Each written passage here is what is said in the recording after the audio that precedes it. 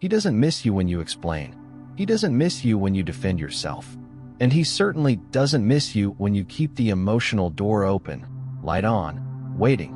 He misses you when you say nothing. Not because silence is a tactic, but because silence creates a space his mind cannot control.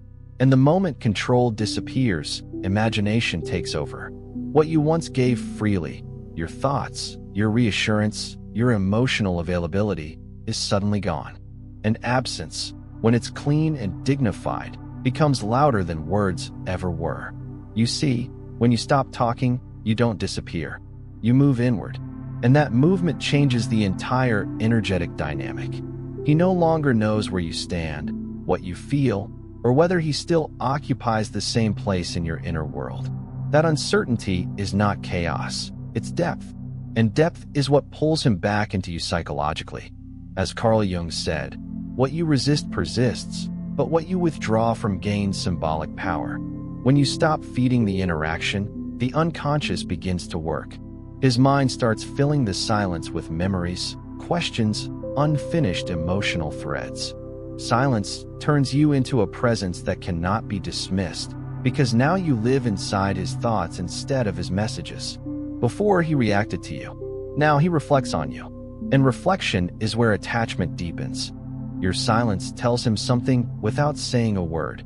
You are no longer orienting your emotional world around his reactions.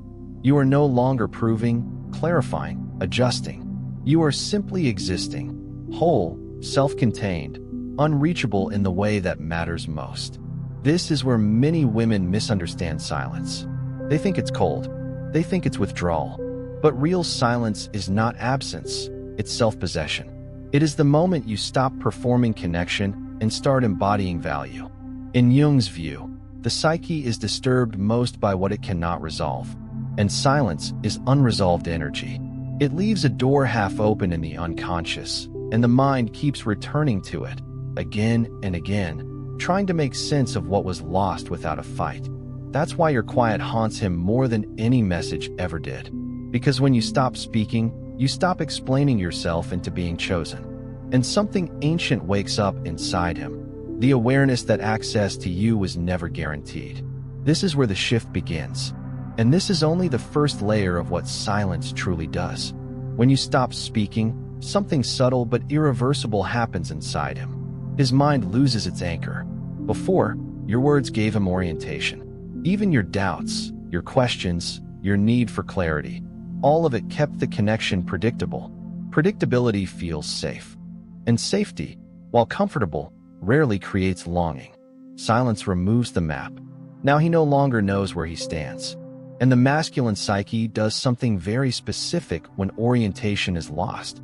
It searches, not outwardly at first, inwardly. He replays conversations. He revisits moments. He analyzes your tone, your pauses, your last look, your last message. Not because he wants drama, but because the unfinished pulls harder than the resolved. Carl Jung observed that the unconscious is not passive. It reacts when the conscious mind loses certainty. Your silence is exactly that loss of certainty. This is why he doesn't miss you when you chase clarity. He misses you when clarity disappears. Because now, instead of responding to you, he is responding to himself. And here is the truth most women are never told. Men do not bond through constant emotional exchange. They bond through internal processing, through tension, through reflection, through absence that forces awareness. When you stop explaining, you remove emotional guidance. And without guidance, his psyche must confront what you meant to him on its own terms. That confrontation is uncomfortable, and that discomfort is where attachment forms. Your silence is not punishment. It is permission for his unconscious to speak. And the unconscious speaks and questions. Why does her absence feel heavier than her presence ever did? Why do I keep thinking about her now that she's quiet? What did I take for granted? You see, when you were always available, he never had to imagine losing you. Now, imagination does the work you never could. This is where longing begins. Not because you vanished, but because you remained, internally composed, emotionally unchasing, energetically closed in a way that signals self-respect rather than rejection. Jung would say that what carries psychic charge is not what is given freely, but what must be approached consciously. And your silence forces consciousness. He starts to feel something he didn't feel before. The possibility that you are no longer emotionally waiting. And that realization rearranges him. Because silence doesn't ask for attention. Silence reveals value. And once value is felt rather than explained, it cannot be unseen. In the next part, we'll go deeper into how silence shifts power and why his nervous system responds before his logic ever does. Silence does something words never can. It removes negotiation. When you speak, even gently, you are still engaging in exchange. You are still meeting him halfway emotionally. But when you go quiet, not cold, not resentful, just grounded, you step out of the emotional marketplace entirely. And that is where the balance shifts. Power doesn't come from dominance. It comes from non-need. The moment you stop reacting, explaining, adjusting, his nervous system notices before his mind does. Something is different. The emotional feedback loop he relied on is gone. And without that loop, he feels exposed, not attacked, but unanchored. Carl Jung believed that projection collapses when the object withdraws. In simple terms, when you stop responding, he can no longer place his emotions onto you. He must carry them himself. And that weight is unfamiliar. Before, your presence absorbed uncertainty. Your words softened tension. Your availability regulated the connection. But silence removes the cushion. Now his thoughts echo louder. His impulses have nowhere to land. His confidence has nothing to bounce against. This is why silence feels powerful without being aggressive. You are not pushing him away. You are no longer holding him in place. And here is the uncomfortable truth for him. He must now approach you consciously or not at all. Your quiet signals something primal. Access to you is no longer automatic. Not because you said so, but because you embodied it. In Jung's psychology, what is withdrawn becomes symbolic. And symbols carry more emotional charge than reality. You become less reachable, but more significant. Less visible, but more present internally. He begins to sense that if he wants you, he must show up differently. Not louder, not charming, but real. Because silence strips away performance. It demands substance. And whether he rises or retreats, something crucial has already happened. You are no longer chasing emotional certainty. You are allowing truth to reveal itself. In the next part, we'll explore why silence activates memory, attachment, and longing, and why what he remembers about you becomes more powerful than what you ever said. When you stop speaking, memory takes over. And memory is never neutral. Words fade quickly. Explanations dissolve. Long messages blur together. But what is felt, especially what is interrupted, becomes etched. Your silence doesn't erase you from his mind. It reorganizes you inside it. Now, instead of reacting to what you say, he begins to remember who you were when you were present. Your laughter, your calm, your intensity, the way you listened, the way you left emotional traces behind without demanding anything in return. Carl Jung wrote that memory is not a recording, it is a living symbol. And symbols grow stronger when they are no longer reinforced by reality. This is why silence amplifies you. When you were available, he experienced you in real time. Now, he experiences you internally. And the internal version is often more powerful, more idealized, more emotionally charged than the external one ever was. Your absence gives his psyche room to mythologize you, not in fantasy, but in meaning. He begins to associate you not with conversations, but with states. Calm, warmth, challenge, depth. And states linger longer than sentences. They attach themselves to longing, not logic. This is where he starts to miss you in a way he didn't expect. Not because he wants you back immediately, but because something inside him feels incomplete without your presence to balance it.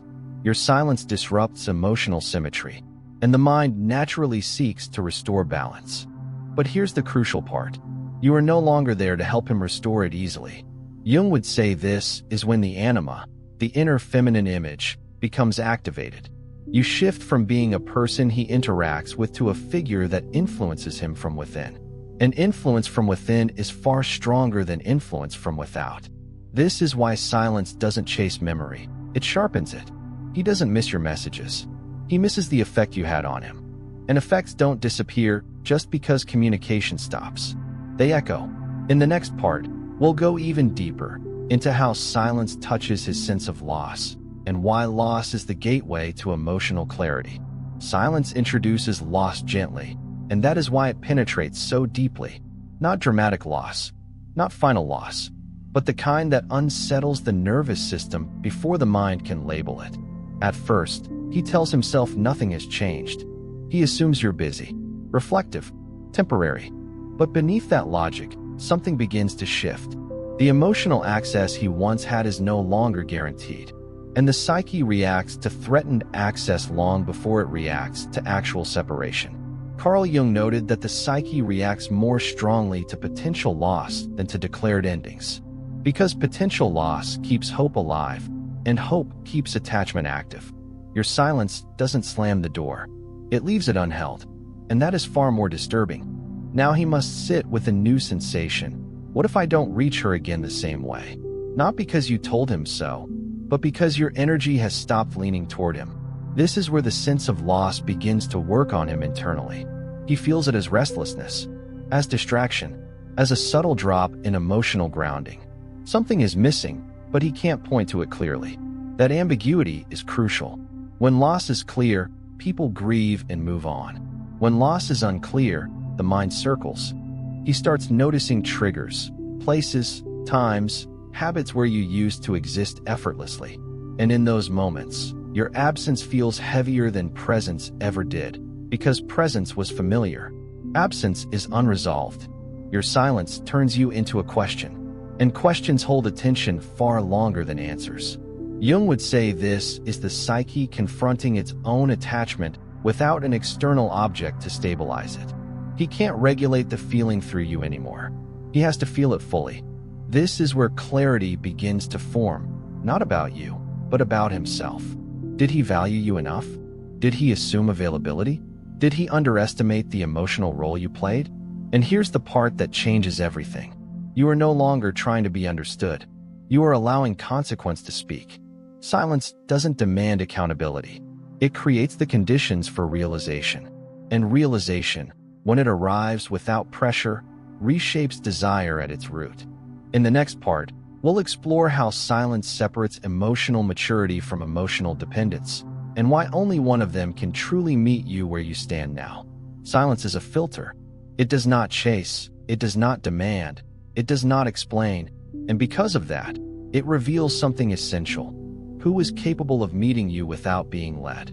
When you stop talking, you stop carrying the emotional weight of the connection. And the moment that weight is no longer evenly distributed, the imbalance becomes visible. Not to you, to him. This is where emotional maturity is tested. An immature man feels silence as rejection. He becomes defensive, distant, or irritated. Not because you did something wrong, but because he relied on your emotional availability to avoid self-awareness. A mature man feels silence as information. He pauses. He reflects. He asks himself what changed and why. Carl Jung believed that growth begins when projection ends, and silence ends projection. He can no longer blame confusion on mixed signals, moods, or misunderstandings. There is nothing to argue with, nothing to correct, nothing to resist, only himself. Your quiet removes distraction, and without distraction, truth surfaces. He becomes aware of how much emotional regulation you once provided, how much clarity came from you initiating, soothing, explaining, bridging gaps. And now that those efforts are gone, he feels the difference in his own body. This is not manipulation. This is reality revealed. Silence doesn't make him miss you because you're unavailable. It makes him miss you because he must now participate consciously if he wants connection. And participation requires effort. That effort is what separates longing from entitlement. You are no longer emotionally compensating for his uncertainty. You are no longer managing the space between you. You are allowing him to either step forward or fall away. Jung would call this individuation, the moment when two people can only meet as whole individuals, not as need and response. Your silence says, I am no longer filling what you avoid facing. And whether he rises into that space or retreats from it, something crucial has already shifted. You are no longer shrinking to maintain connection. In the next part, we'll explore why silence creates respect before it ever creates pursuit, and why respect is the true foundation of desire. Desire without respect fades quickly. Respect without noise lasts. Silence is where respect is born, not the kind that comes from fear or distance, but the kind that comes from recognizing limits. Limits you didn't announce, explain, or enforce with words. Limits that appeared naturally the moment you stopped overgiving. When you went quiet, you didn't become smaller. You became defined, and definition changes perception. Before, your emotional openness may have been mistaken for endless availability. Your understanding may have been interpreted as tolerance. Your patience may have blurred into permission, not because he intended to disrespect you, but because unspoken boundaries invite unconscious assumptions. Silence redraws the lines. Carl Jung wrote that respect emerges when the psyche encounters something it cannot consume. When you stop offering yourself in fragments, when you stop clarifying your worth, you become something that must be approached rather than assumed. And approach requires reverence. Your quiet tells him, I am not withdrawn, I am contained. I am not waiting, I am living. I am not angry, I am complete. This is when his behavior begins to shift. He becomes more careful with his words, more deliberate with his timing, more aware of what he offers and what he risks losing. Because silence removes entitlement. You are no longer emotionally accessible on demand. And when access is no longer guaranteed, it becomes valuable. Jung would say this is the moment the ego realizes it cannot dominate, it must relate. In relationship, true relationship begins with respect. This is why silence does not chase desire. It qualifies it. Only a man capable of meeting you without needing you to bend will step forward from this place. Others will fade, not because you rejected them, but because they cannot function without imbalance. And here's the quiet truth. You don't lose anything when silence filters your world. You gain clarity.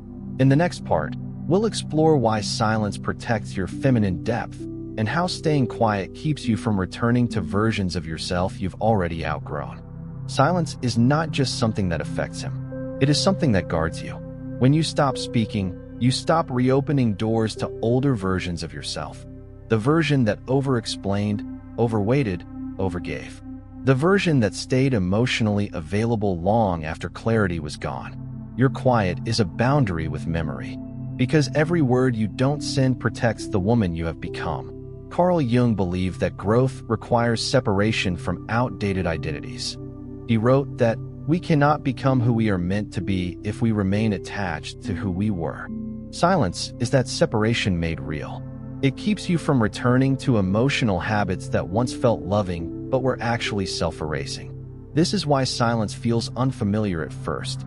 You were taught that connection requires effort, explanation, emotional labor. But silence teaches a different truth. Connection that costs your center is not connection. It is depletion. When you say nothing, you allow yourself to feel fully without leaking energy outward. You no longer rush to soften his discomfort or clarify his confusion. You sit inside your own rhythm again, and that rhythm changes you.